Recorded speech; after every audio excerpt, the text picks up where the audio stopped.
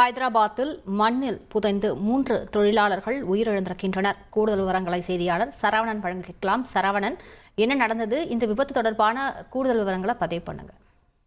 அதாவது தெலுங்கானா மாநில தலைநகரான ஹைதராபாத்தில் உள்ள எல்பி நகரில் புதிதாக கட்டப்படுவதற்காக கட்டிடம் கட்டப்படுவதற்காக பூமி பூஜை ஒன்று நடைபெற்றது. அந்த பூமி பூஜையின் கீழே பள்ளங்கள் தோண்டும் பணியானது நடைபெற்று வந்தது.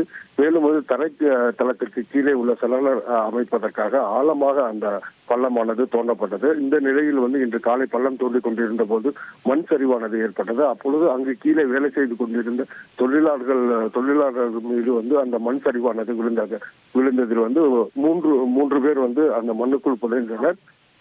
புதைந்த நிலையில் உடனடியாக அவர்களை மீட்கும் பணியில் ஈடுபட்டனர். அந்த நிலையில் ஒருவர் இறந்த நிலையில் மீட்கப்பட்டுள்ள நிலையில் மேலும் இருவர் உயிரிழந்த நிலையில் அவரை மீட்கும் பணியானது நடைபெற்று வருகிறது. மேலும் இது குறித்து போலீசார் வழக்கு பதிவு செய்து விசாரணை நடத்தி வருகின்றனர்.